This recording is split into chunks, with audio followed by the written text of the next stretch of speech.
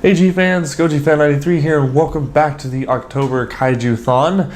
In this review, I'm going to be reviewing Gorgo. Yes, I actually have a DVD of it. I was really happy to get that in the mail. Unfortunately, I'm recording this still before I got the Rodan and Gargantua's DVD, so I still have not been able to get to those reviews, but maybe by the time you've seen this review, or maybe Frankenstein Conquers the World, I've already gotten that video in, but I'm not sure. So, just wanted to, so I'm just kind of, rearranging my order of the movies that I wanted to do initially. But anyways, so yeah, let's talk about Gorgo.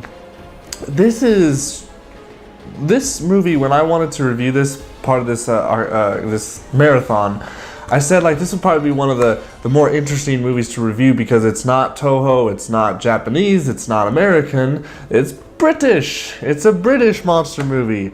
So it's kind of, I guess, Britain's monster. So kind of Britain's interpretation of Godzilla, and actually a little bit of King Kong as well, which I'll get into when I talk about the film. But so first off, I just want to talk about the box for a bit. The top slogan is really funny.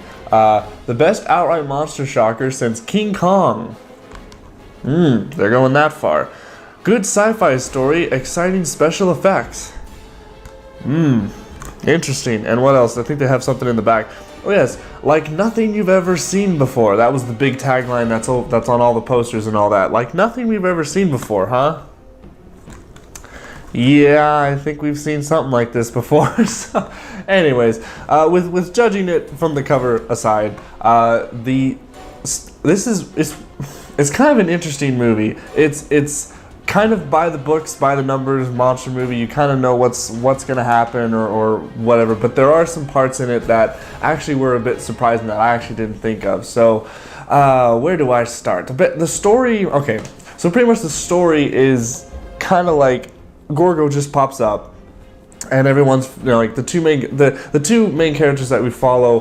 One of them I don't like. I think the one main character is a complete asshole. He's greedy. He's only out for himself. The other guy, he's kind of greedy at first, but then towards the end he has like a character arc where he's kind of nice. But they're trying to find gold or something like that. I don't know. They don't really explain what they're trying to find at the beginning of the movie, but they have scuba divers who are underwater trying to find whatever, and strange sightings are happening, and their scuba divers are dying, and they're trying to figure out what's going on. They go over to this one island and they try to figure out what they can do, and they go over to this one kid, and the kid is like. And there's a kid in this movie, and you think at first oh god, this kid's gonna be one of those annoying kids, but he actually isn't. I actually was somewhat alright with the kid actor. He was not that bad. The child was mostly there just to kind of be the peaceful oh, don't kill the monster kind of person, kind of like what Gamera, in the first Gamera movie with that kid, whatever, but it's not that bad. So basically, Gorgo then pops up and starts, attacking shit and all that. And it's, everyone's freaking out. They're throwing, this is what's really weird. I don't get in monster movies how they grab wood that's on fire and they throw it at the monster. They did this in Godzilla vs. Hedorah, where they threw the fire sticks at Hedorah thinking that would do anything. But it actually does turn away Gorgo the first time he shows up. But then what ends up happening is the main characters, they basically bribe or blackmail the guy to say, hey, we want to get all your gold because this guy has a bunch of gold or whatever. They don't really explain a lot of stuff, and it might sound like I'm babbling and going too fast, but really this movie has not really good, it doesn't really have good pacing. It just happens. The scenes are just go. The movies just go. And so it's kind of hard to keep up with what's going on. Everything just kind of happens without really a lot of explanation. So what they end up doing is they end up capturing Gorgo. They bring him to London as a carnival show, basically. And this is where it looks a lot like King Kong. It's okay, well, this is King Kong, basically. Little did we all know that the scientist guys say, hey guys, come over here, we have something for you to see. They realized that they only captured the baby. which is very interesting. And all of a sudden the mother comes out and she attacks the island that they were once on. Then she goes to London to get her child. So that was actually pretty cool. I like that plot, how it's kind of like this, the mother, the parent, tries to go and get the kid, which I think is really cool. So, because I was wondering, like, at first I was like, isn't Gorgo taller? Like, when we first see Gorgo enter London, he's being transported on this cargo, like, this truck or whatever, and he's really small. And I'm like, isn't Gorgo, like, probably just as big, maybe a little bit smaller than Godzilla or whatever? But that's where the mother comes in, when the mother's the fully grown adult. So, and she starts wrecking stuff, and it's pretty cool. It's, you know, pretty much what I'd say, if you like monster movies, you're pretty much gonna like this one. I mean, the special effects are pretty good. They're not top notch. This was made in 1961, I believe. Yes, 1961.